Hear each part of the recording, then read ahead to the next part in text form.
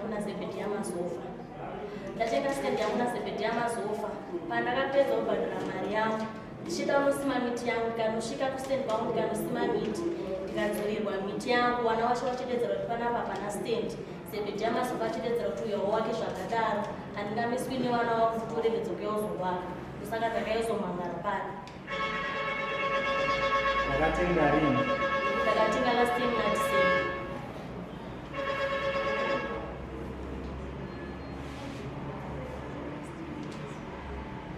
Wakatenga mari? Ndakatenga 125.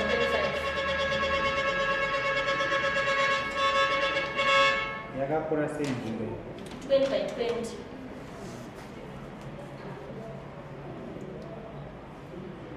What is December last year? Yeah.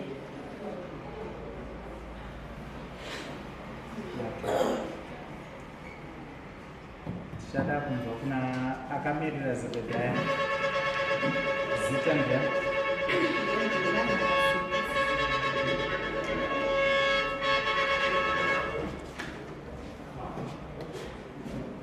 Iri bepa itaurapo nemuromo kuti vanhu vase vanzwe nderei?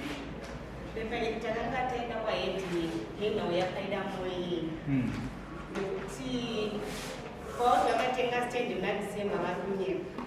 Ini ndinogara nababa. Baba stand yakatengwa kana yakatengwa December last year but 1 nekuti kubva April kusvika September baba vairwara. Saka zvekuti stand yakatengwa December ndarama.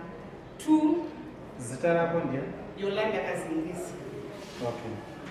Enda kumberi. Chechi 2 ndechekuti pavakaenda vachida stand kugarden indakanga ndisipo panga pana natete vakabvunzwa mubvunzo kuti muda stand here vakati hatishida stand toda kungoona. Chechi 3 vanhu vakavatsvagira stand ndakanga tavaudzwa kuti muno mugarden hamusisina mastand musarambe kutengesa mastand muno vakati zvonizvo maita vana. Saka nemamanzi muri here uya haana kutenga stand? Inini ndinotaura chokwadi pamberi pedare ndichiti kutenga stand haana nekuti baba ini ndinogara navo. Vari kuku baba? Baba vanodzoka nesu. Kubva ku? Vanoswera kugarden vanodzoka nesu. Handisi kuzoti vari kuku ndichindobva kunoda kunotsvaga kuti vari kuku. Baba wangu murwere. Right, iwewe Paida mune agreement of sale. Oh. Tingaikudeto. Washitipo agreement of sale.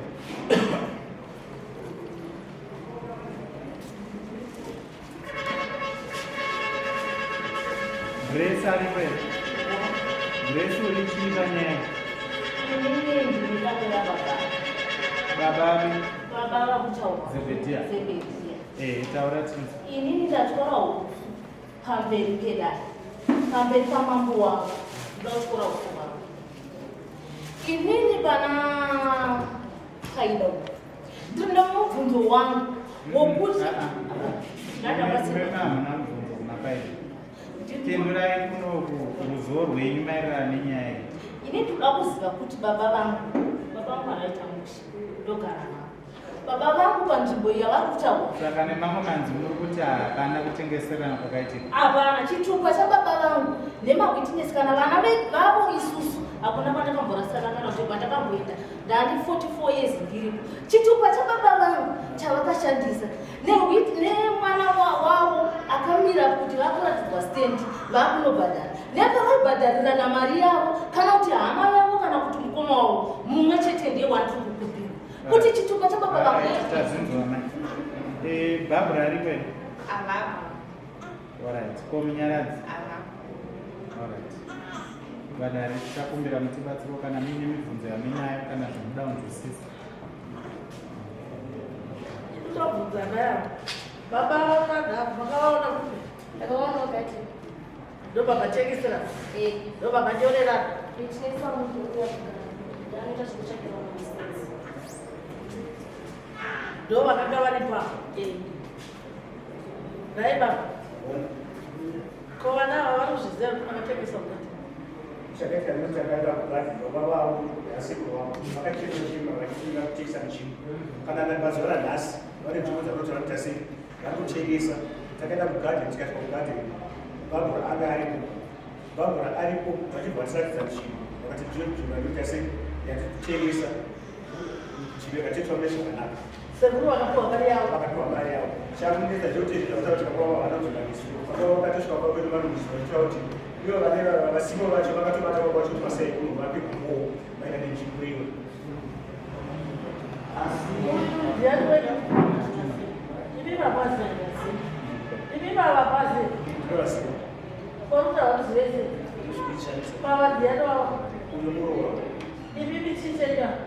Kana chivaona baba vavo kachiona neasikuru vangu saka arikomesa hakuzive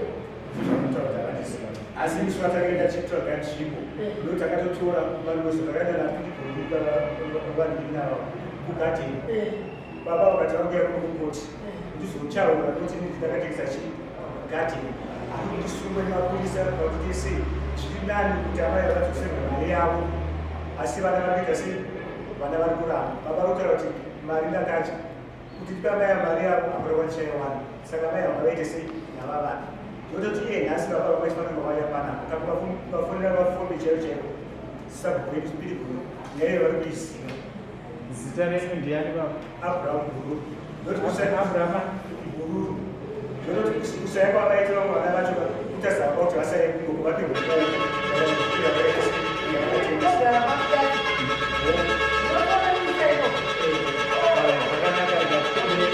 mambo watibatsira kuti tofamba sei, mukuru aratokumbira mutibatsira kuti tofamba sei.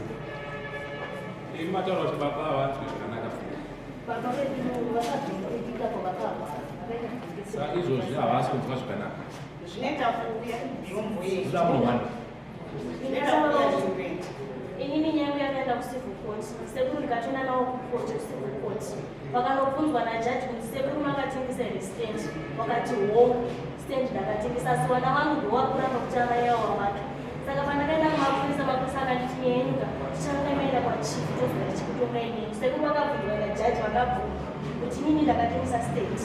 Mari ndakati kukoti nyaya inoda kuti baba mati baba havanzwe zvakanaka. Pfungwa ndodziva murwere wepfungwa. Vazvakarwara vamuko havana kuzomboita munhu. Imimi muri kurambira baba here kuti wakatengesa nzvimbo. Ini papo Alright, hamugona kurambira baba. Mira wakadaro. inda kutokumbira kuti sekuru wauye wazosvika vega. Kutaura munhu nditenda mupamukana chete. Hamusi mubva muno. Handiti? Right. Ndine bepa rakanyoranwa panapa. Handiti ka? Rinoratidza kuti vanhu vakatengeserana. Chipepa chavakanyorana inonzi agreement to sell. Handiti? Inoratidza kuti zvechokwadi kana varipo baba vako vari vakaisa runyoro rwavo panapa. Vakaita mukuwirirana kwavo. Imimi vana musingadini musingazivi. Zvisinei. Nyaya iyi haiperi nhasi. Toda kuti tiuye kumusha ikoko. Toda kuti timusumudze dare nei. Tiuye kumusha tione nzvimbo yake kunetsa hamuri kuti baba vedu vakaita sei vakatengesa. Tozoona baba wenyu aripo, imi muripo, toona iye ari kuti akatenga aripo panzvimbo pacho. Tichiona nzvimbo yacho tozodzoka kudare. Toipedza nyaya iyi musi weSunday next week. Saka ndine taakuita urongwa hapana mumwe achataura. Zvino tirikutopedza kutaura. Tirikupedza kutaura inini mabuda padzi. Urongwa hwatinahwo ndewekuti dare rineri rinosumudzwa kuti rive kumusha. Dare rineri rinosumudzwa nembudzi imwe chete. Mbudzi yedare rineri inoita $60. $60 inobhadharwa nemumangari kuti $30 mumangari, $30 mumangari. Toita arrangement yekuti tiuye pakati pesvondo kumusha ikoko. Touya kumusha ikoko, toona zviri paground, toona baba venyu, toona vavakidzani, toona zvose zvinofanira kuti zvionekwe. Dare rigutsikane nezviri paground. Tozodzoka kuno musi weSunday tipedza nyaya yedu. Saka iko takuita urongwa hwekuti hwokusimudza dare. Toita kuti tisangane kumusha ikoko nedare tichikurukura tozopedza nyaya yedu musi weSunday. Zvakanaka, mufamba zvakanaka.